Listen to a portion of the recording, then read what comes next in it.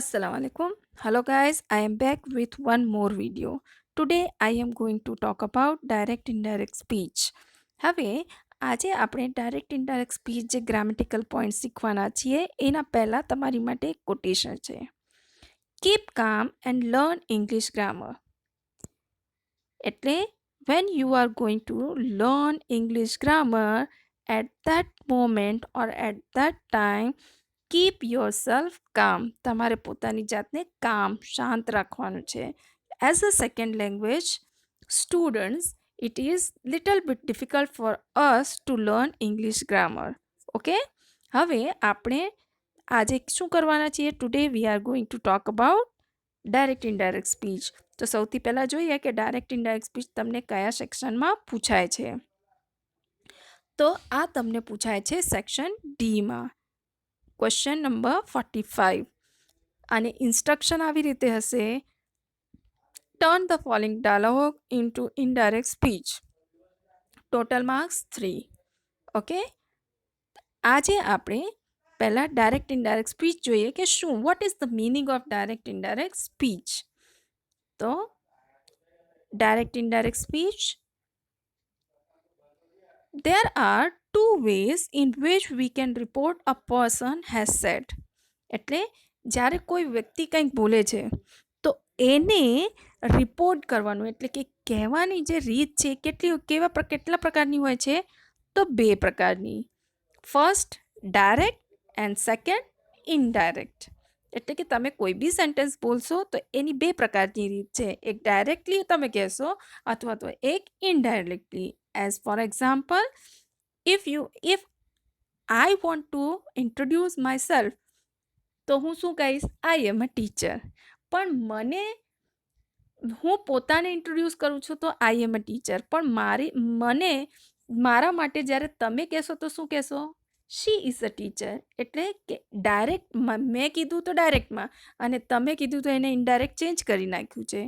Okay, તો આ જે વસ્તુ છે એ જ આપણને શીખવાની છે કે ડાયરેક્ટ કેવું હોય અને ઇનડાયરેક્ટ ક્યારે વપરાય છે. ઓકે, ચાલો પહેલાં જોઈએ vote is the meaning of direct speech.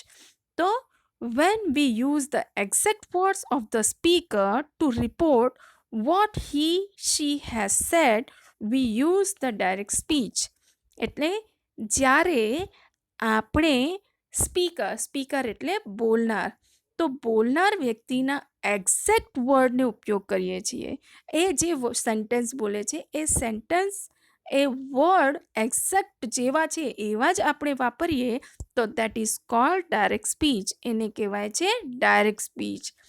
હવે vote is the meaning of indirect speech? તો આપણે એ બી જોઈએ. When we use hour on words to report what a person he or she has said, we use the indirect speech. હવે જ્યારે આપણે જે speaker છે એના એક્ઝેક્ટ વર્ડ્સ નહીં, પણ આપણે પોતાના વર્ડ્સનો ઉપયોગ કરીને, પોતાના શબ્દોનો ઉપયોગ કરીને એના બોલનાર સ્પીકરના શબ્દોને બોલીએ, that is called indirect speech.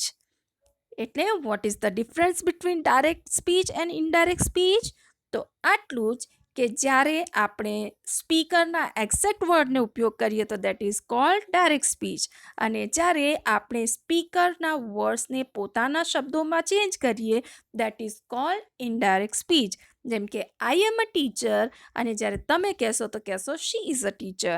એટલે ડાયરેક્ટમાં હું જાતે બોલું છું એ, અને તમે બોલશો તો ઇનડાયરેક્ટલી બદલાઈ જશે.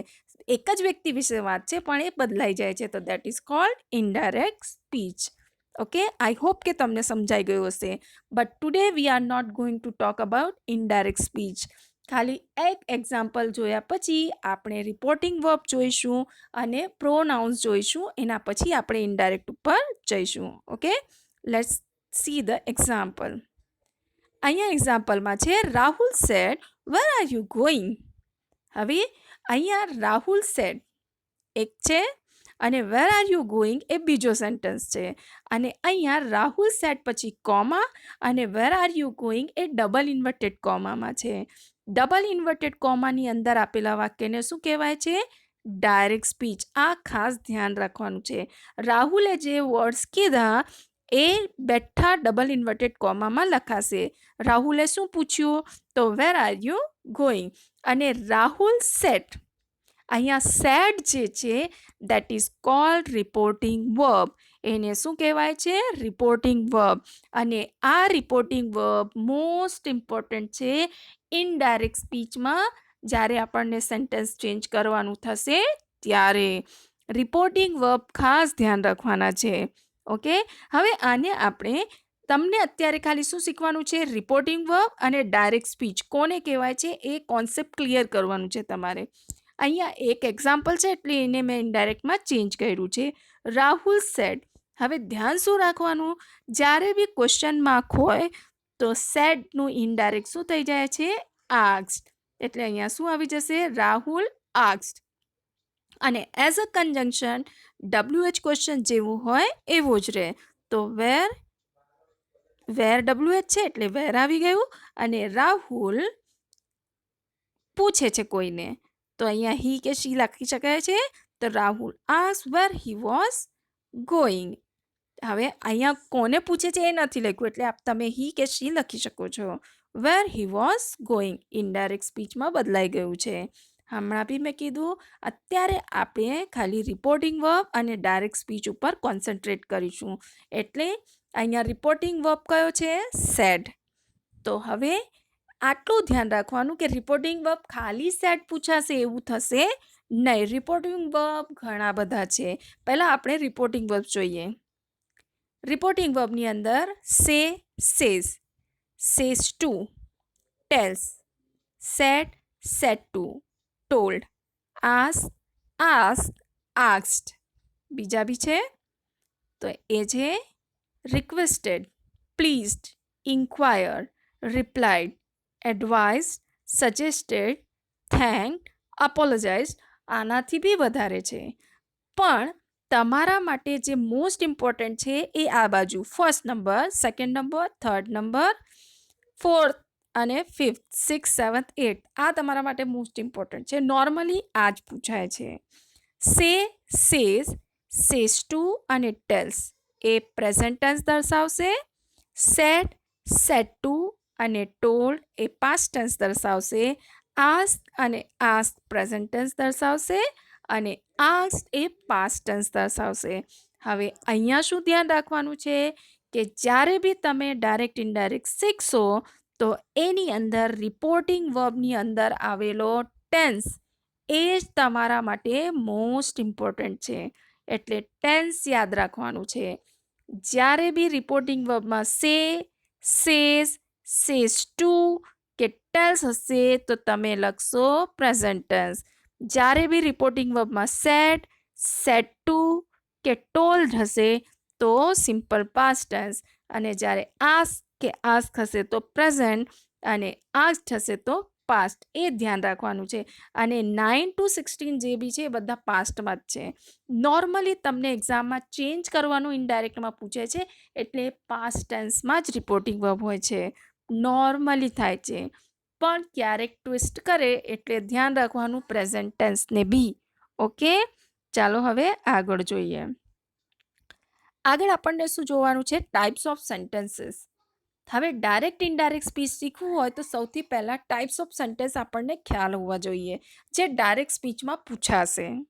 ઓકે, તો આ ટાઈપ્સ ઓફ સેન્ટેન્સ પહેલાં જોઈ લઈએ. તો ટાઈપ્સ ઓફ સેન્ટેન્સની અંદર પહેલો ટાઈપ્સ ઓફ સેન્ટેન્સ છે એસર્ટિવ સેન્ટેન્સ. એસર્ટિવ સેન્ટેન્સનો મતલબ શું થાય છે? તો એનો મતલબ વિધાન વાક્ય. વિધાન વાક્ય એટલે કેવો? તો જેમ કે I am playing in the garden, full stop છે. તો વિધાન વાક્ય જ્યારે બી હોય તો ફૂલ સ્ટોપ હોય. નોર્મલી શું થાય છે? Full stop. એ ધ્યાન રાખવાનું છે. તો વિધાન વાક્ય હોય તો તમે એને એસર્ટિવ સેન્ટેન્સ કહેશો. અને એસર્ટિવ સેન્ટેન્સની અંદર જે રિપોર્ટિંગ વર્બ પૂછાશે એ કયા કયા રિપોર્ટિંગ વર્બ હશે? તો વિધાન વાક્યની અંદર reporting verb say, says, says to, tells, said, said to, told પૂછાશે.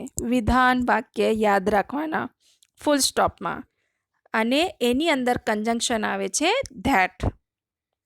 Okay, ફરી પાછું, જ્યારે તમને આપેલું વાક્ય વિધાન વાક્ય હશે જેમાં કર્તા મુખ્ય સ્થાન પર હોય તો એ જે વાક્ય છે એમાં કંજંક્શન આવશે ધેટ. ઓકે, હવે બીજો છે ઇન્ટરોગેટિવ. ઇન્ટરોગેટિવ એટલે શું થાય છે? Question mark. એટલે જ્યારે બી તમને વાક્યમાં ક્વેશ્ચન માર્ક દેખાશે ત્યારે તમારે રિપોર્ટિંગ વર્બ લખવાનું છે, આસ્ક અથવા તો આસ્ક્ડ. બરાબર? અને એની અંદર હેલ્પિંગ વર્બ જે છે એ બે રીતના આવશે. જ્યારે તમારો વાક્ય, અહીંયા પહેલો સેન્ટેન્સ શું છે? Are you coming for the party? તો અહીંયા ક્વેશ્ચન શાનાથી સ્ટાર્ટ થાય છે? આરથી. તો જ્યારે તમારો ક્વેશ્ચન હેલ્પિંગ વર્બનો વિડીયો મેં તમને આપેલું, એ તમારે ફરી પાછું એક વખત જોવાનું કે હેલ્પિંગ વર્બ કયા કયા, તો જેનાથી તમને કોન્સેપ્ટ ક્લિયર થઈ જશે કે ભાઈ હેલ્પિંગ વર્બથી ક્વેશ્ચન સ્ટાર્ટ થાય તો તમારો કંજંક્શન જે છે ઇનડાયરેક્ટમાં ફેરવતી વખતે ઇફ આવશે.